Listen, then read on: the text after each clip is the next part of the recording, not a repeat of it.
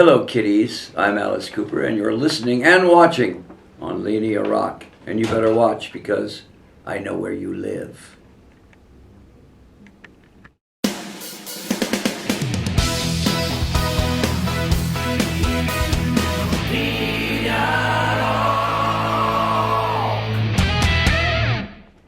Hello, Alice. How are you? Welcome to our nightmare, or maybe to your nightmare. Well, Milan's hardly a nightmare. It's very nice here. Welcome to Milan and welcome to LINEA ROCK. Yeah. Good to have you here. You're here presenting a new album called Paranormal. It's called Paranormal. This one, yes, which is actually such a very, very strong title. Yeah. Is it how you feel? Is it some way autobiographical, especially after so long and golden career, or is it just the music that it delivers that it's other than normal? It's other than normal, and that's really my whole career has been other than normal. And the whole album. The funny thing about the album is that it really doesn't touch on anything paranormal except for the very first song, Paranormal, which is a love story between a guy that can't cross the other side. His wife or girlfriend is still alive. Yeah. He's dead, and he can't. All he can do is leave messages. He can leave his scent on her lace. He can leave his cologne. Like he can call, and she answers, and there's nobody there. But he does it in love. He's not trying to scare her. And through the whole song, he's going, "Don't be afraid. It's only me." Yeah. He's trying to get a message across to her.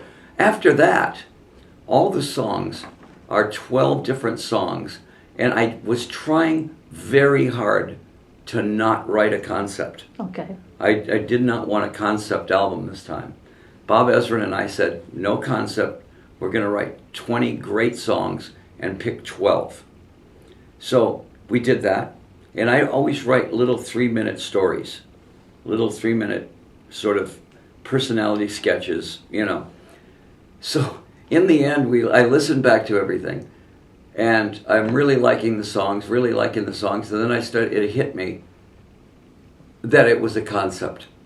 And that every single character had a paranormal problem. Okay. Every single character had a twist in his personality that was other than normal. Yeah.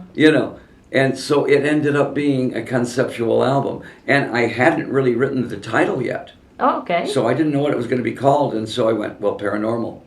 It makes it paranormal. Mm-hmm. But it's not a cult. It's not anything about that. It's just about how almost everybody I know is fairly paranormal. They're not normal. Okay. So Paranormal is also the first new album in 6 years for you. And you are among, the few artists that don't need a new album to go on tour. How do you feel when it's time to make a new record, having 5 decades on your shoulders, of intense creativity? And since the music industry changed a lot in the last few years, did also the motivation behind composing and recording for you change? Absolutely. I think anybody in my position right now, anybody like Guns N' Roses, anybody like Aerosmith, we're making records now for our fan base. Okay. Around the world, we've developed a fan base over 45, 50 years that want to hear new music. They don't want to just listen to Billion Dollar Babies and School's Out and those albums. They want to hear what Alice has to say now. So when I make an album now, it's not to break a new audience. I'm not trying to find a new audience. I'm trying to write songs for the audience I already have. And if new people want, they can join in, which is great. But I realized that in the old days, you were trying to get everybody. Yeah. You were putting an album out trying to pull all people in. Now, I'm trying to satisfy people that are already in. And so I read a thing that Paul McCartney said recently that I really agree with. And it's so funny because I was talking about this in another interview and I read it. And he said exactly the same thing I said. I don't think I've written my best songs yet. He said the same thing. I don't think I've done my best show yet. If you think that you have done your best, then you should stop. If you think that you are still searching for that best song, still searching for that best show, then you should go on. As an artist, I don't think Salvador Dali always said, okay, that's the best painting I'll ever do. He always went, no, the next one's going to be the best. Okay. So that's how I look at it too. I look at the next album will be better than Paranormal. So no farewell near for you? No Not retirement. at all. I honestly have never even thought of retiring. Okay. You know, it's never even occurred to me to retire. I do this. I decided this was going to be what I did in my life. I was going to create this character, Alice Cooper, and as long as people come to see him, and as long as people buy the records and like the records, then I will keep going. Yeah. If there ever comes a time when he's just nobody cares, then I won't do it. Since the Alice Cooper band days, it hasn't been automatic for you to use in the studio the same musicians of your live band, and also you like to have a lot of special guests giving their contribution. Recording this time you had Larry Mullen Jr, Roger Glover, Billy Gibbons of ZZ Top. Why this choice, and do you consider that the stage and the studio are like two different dimensions for you? And did this choice ever create any disappointment within the live band through the years? No, I don't think so, because they're two different worlds. Okay. You know, the live band understands that they are the best live band I've ever had. And I always leave it open when I'm writing a new album. I say, send me songs. Okay. Bring me songs and we'll work on them. Tommy Hendrickson is in my band, and Tommy, and I wrote most of this album with Bob Ezrin, with Tommy Denanger from Sweden. Yeah. But the idea of using a Larry Mullins, let's say, Bob came in and said, we normally go with a drummer that's a good pocket drummer or a show drummer. Yeah. Let's do something totally different. Let's go with somebody that you probably never thought of. And so Larry would be great. And I went, yeah, great idea. First time I ever worked with Larry, he says, let me see the lyrics. Well, drummers don't usually care about the lyrics. He looked at the lyrics and he says, I interpret the lyrics in drums. And I went, oh, this is going to be good. Instead of him going snare, hi-hat, he goes snare, tom-toms. Yeah. Changes it all up. And it gave the album a whole different sound. It gave the album a whole different flavor. Yeah. With a song like Falling in Love and I Can't Get Up, after hearing the song, I let the song go where it wants to go. And I listened to it and I went, Tommy played guitar on it, and I went, Tommy, it's great. But this song screams for Billy Gibbons. Yeah. Because it's his type of song. It's right down the middle, Texas Roadhouse kind of boogie thing. I said, we need to call Billy. Billy said, oh yeah, man, I'm on that record. I love that record. Because it was something that felt natural to him. With Roger Glover, you know, I wanted a bass player that would, that's the one song that is the very sort of theatrical song on the album. So I said, well, yeah, Roger would be great on this then. Let's get Roger on this.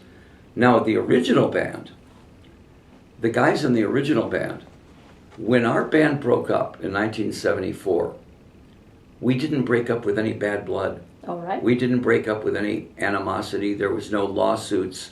We stayed friends. Everybody went their own way musically. But we all stayed in touch. We all worked on another project. You know, if Neal wanted me to do something, if Dennis wanted me, if I wanted them to do something, we were always in touch. So it wasn't, there was no anger. Yeah. So when it came to this, Neal says, I've got some songs, and I went, great, bring them over.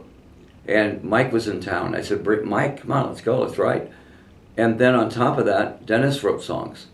And I said, let's get in the studio, and I want you guys, 3 guys, to play on these songs. I don't want to layer it with one guy here and one guy there and that. I said, look, you guys play on these songs because you have a feel that these guys don't have. So when we did Genuine American Girl, that was purely Alice Cooper. That's early Alice Cooper. And, you know, when we did You and All of Your Friends, pure early Alice Cooper. Sure. So I said, I want that on the album. You know, so let's do that. What of Alice Cooper is an extension of Vincent Furnier personality, and did the two come closer through the years or more distant? maybe more distant. More distant. On a level that my real life is, you know, I'm a father, I'm a grandfather now. You know, I have 2 twin grandsons, Yeah. Falcon and Riot, great names. My son's got his own band. My daughter's in Visto Blanco, and she's an actress. Yeah. My youngest daughter is a makeup artist.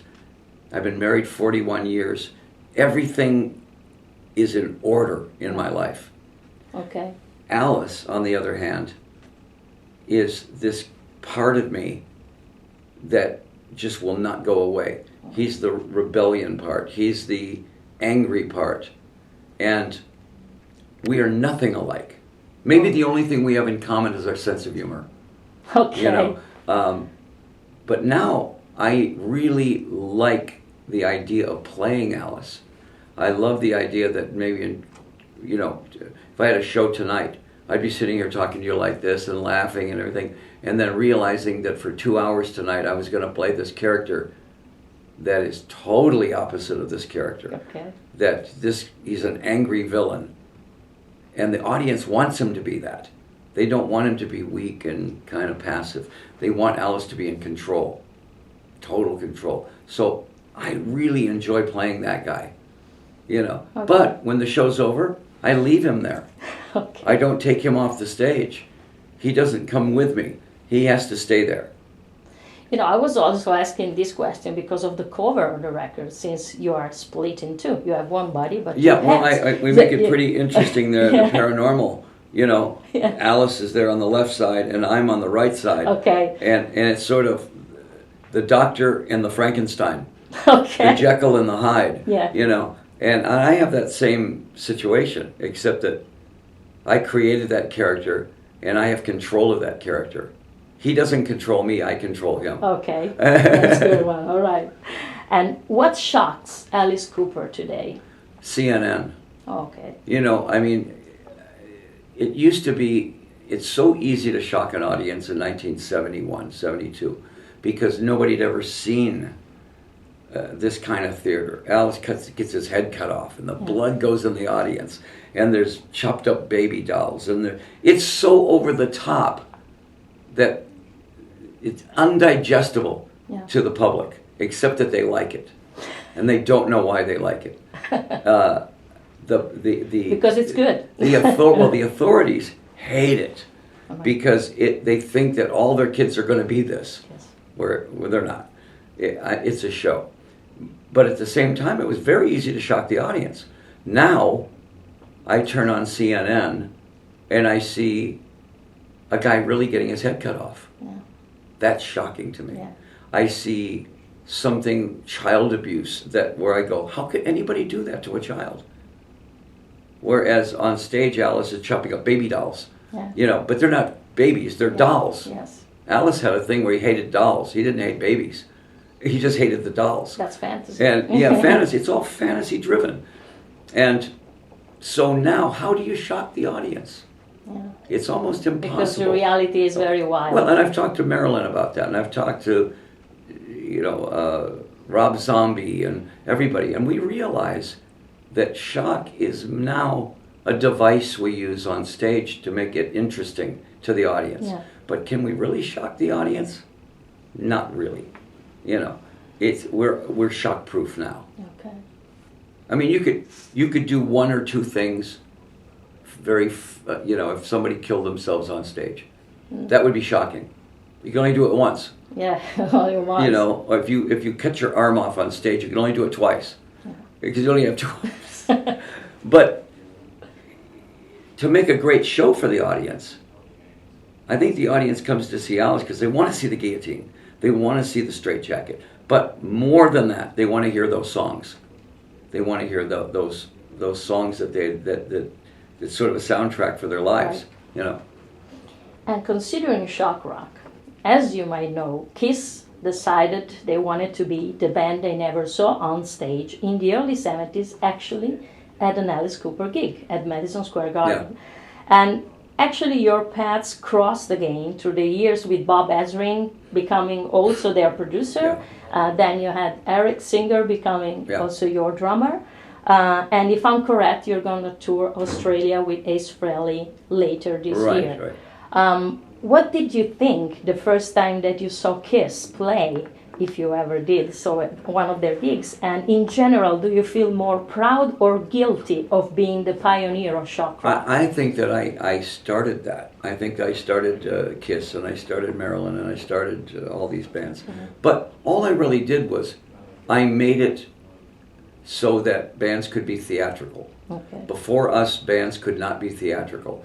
The reason that those bands can exist now is the fact that Alice Cooper was not only the most controversial band of the time, but we brought theater to the show. Okay. And had hit records at the same time. That was unusual, to have a band that was so theatrical that actually had records on the top 40, #1 records, you know. So we realized early on that you couldn't just be a show. You had to have the cake before you could put the icing on the cake. So to us, 8 hours of rehearsal, 7 hours was on the music. Yeah. 1 hour on the theatrics. Wow. And then when we saw Kiss, I told Kiss where to buy their makeup. I mean, Really? they were not a shock to me. You know, I knew those guys, and they're still very good friends of mine. We've never had a problem of colliding with each other. Right. They even said in an interview, if one Alice Cooper works, then 4 ought to work. The thing I think I mentioned to them was this. I said, make sure your makeup isn't like mine. And they did the kabuki makeup. Okay. And I said, make sure your show is different from mine, because they're going to try to connect us up. Now, the same thing with Rob Zombie, with Marilyn Manson. I mean, I thought that when I first saw Marilyn Manson, I went, okay, wait a minute. I've got Alice Cooper, Marilyn Manson, girl's name. Both wear makeup, both do shock. I went a little close. Yeah. But Marilyn was another thing. He was another entity out there. And I didn't get to be friends with Marilyn until later. In fact, theologically, we were at odds with each other. Me being Christian and him being whatever he was. Right. You know, we ended up being friends, and through Johnny Depp, really. And now, I mean, I've even recorded with Marilyn. Yeah. But we still are worlds apart theologically. But yeah, no, I think that we spearheaded the movement that rock could be theatrical. And yeah, I always refer to those bands as my disobedient children. Okay, that's good. Do we have time for one last question? Yes. Okay, very last one. You're credited as one of the best heavy metal entertainers of all times, but away from making music, you are also an actor, a golfer, a restaurant owner, a radio DJ, the president of Solid Rock Foundation, a husband, and a father. What do you see when you look in the mirror and, anything that you feel, the most doing? Well, I think you're first always going to be a father and a husband.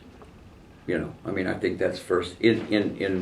As a Christian, first God comes first, really, with me, and then my family. Okay. And then my career.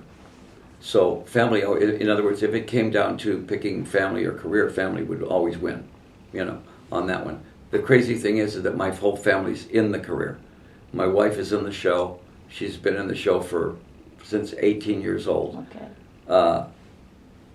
My son's got his own band. My daughter's been in the show. Both daughters have been in the show. So when I look in the mirror, I just go, who am I going to be today? Am I going to be Alice tonight? Okay, good. Solid Rock, I've got a meeting with Solid Rock today. Good, okay. I'm certainly not going to bring that Alice to that meeting, Is it Sunday? I've got church today. Okay. So I look in the mirror and I see that face that could go in a lot of different directions. But really, I think in the long run, I used to, when I was an alcoholic and a druggie, I used to see a blur. Okay. Now I see a very clear face. Oh, good. So I know when I'm supposed to be, who I'm supposed to be. Like today it's just, I do interviews and people say, it must be hell. And I go, it's a funny thing, I like people. So doing an interview is not tedious for me. Okay. It helps me kind of explain me. And you had almost anything you wanted, but almost, since it's not over. So Yeah, thank you okay. very much Thank for your you. time, Thank Alice. you. Thank And you. see you very soon in Milano. Okay. Play. Yeah, we're going to be here in December. Yeah. Yeah. Thank you. Bye-bye.